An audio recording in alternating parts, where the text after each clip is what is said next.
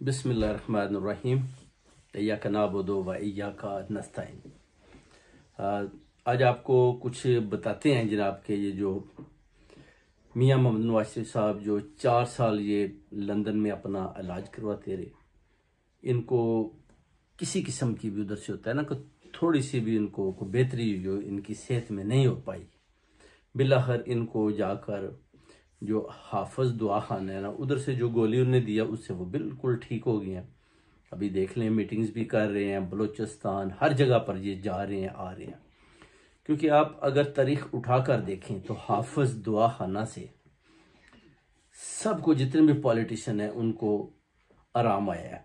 आप अगर देखें कि जुल्फ़िकार अली भुट्टो को आप देखें तो उस वक्त जनरल ज़ियाउल हक थे चीफ ऑफ आर्मी स्टाफ, उन्होंने गोली दी, उससे फिर उनको आराम आया। उसके बाद बेनज़ीर भुट्टो को उन्होंने दी गोली, उसको भी आराम आया। उसके बाद नवाज शरीफ साहब को गोली दी बाजवा साहब ने, वो जनाब आराम नहीं आया और उधर से भाग खड़े हुए। उसके बाद अभी जब उनको दोबारा गोली दी गया तो उनको आराम आ गया। इस तरह ये जितने भी पॉलिटिशियन हैं ना, इनको वो हाफिज दुआ खाना से ये गोलियां देते हैं ताकि इनको आराम आ जाए।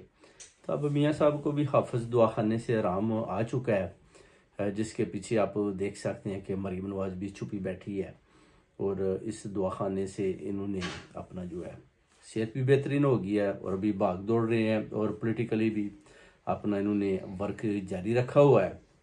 और उधर आप देखें कि खान साहब के ख़िलाफ़ जो अपना गलत किस्म का प्रोपोगंडा किया जा रहा है, जिसमें आप खावर मानिका का भी आपने देख लिया तो वो क्या बकवासबंदी कर रहा है। अगर आप 5 साल पहले कुछ के इंटरव्यू 2-3 साल के पहले के देखें तो उसमें आप देखें कि वो कह रहा है जी कि ये तो फरिश्ता आदमी है और मेरी बेगम जो है बड़ी पाक दामन और ये है वो है। और अभी जैसे ही इसको इस्टेब्लिशमेंट या कुछ ऐसे अनासर अप्रोच करते हैं, बताते हैं कि आपने क्या क्या करप्शन किया है, तो सब कुछ जब उनके सामने आता है तो उनको पता चल जाता है कि अभी तो मुझे ये छोड़ेंगे भी नहीं, मेरी बेल भी नहीं देंगे और मुझे तो ये बिहाइंड बार दे देंगे। तो उनको ऑप्शन देते हैं कि आप अगर इस तरह बोलेंगे तो फिर हम आपको जाने देंगे। तो वो कहते हैं ठीक है जी। अब वो उस पर काम उन्होंने शुरू कर लिया है।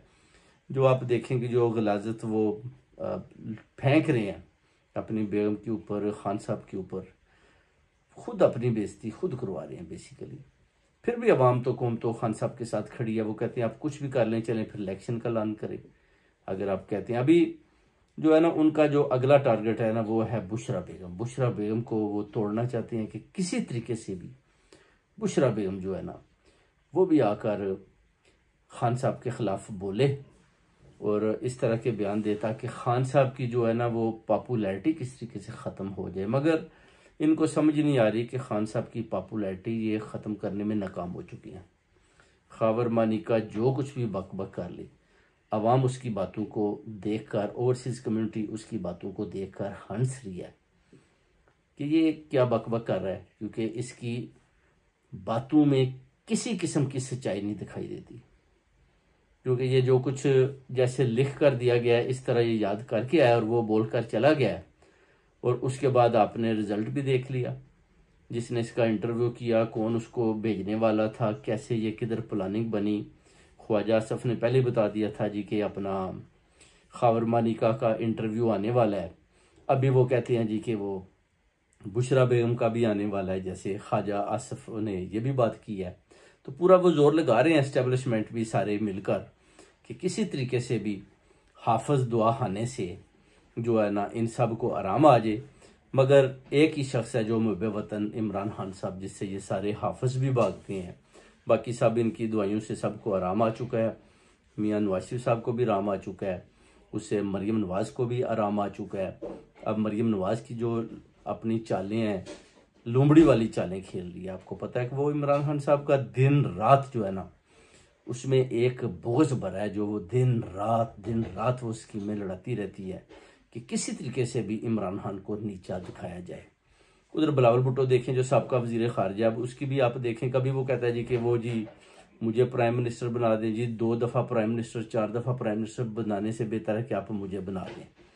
और जब उसको भी थोड़ा सा हाफिज दुआ खाना से गोली मिलती है तो फिर वो कहता है जी कि मैंने और शहबाज शरीफ साहब से बहुत कुछ सीखा है, और शहबाज शरीफ साहब बड़े ज़बरदस्त के प्राइम मिनिस्टर थे और अभी भी हम मिलकर चल रहे हैं। और वो साथ कहते हैं कि इस्टेब्लिशमेंट जो है वो उनका सियासत के साथ किसी किस्म का कोई तल्लक नहीं है। आप देखें बिलावल भुट्टो जरदारी भी जो है ना, उसको भी हाफिज दुआ खाने से आराम आ गया। पहले जुल्फ़िकार अली भुट्टो को आया, फिर बीबी शहीद बेनज़ीर भुट्टो को आया, अब इसको भी आराम आ रहा है।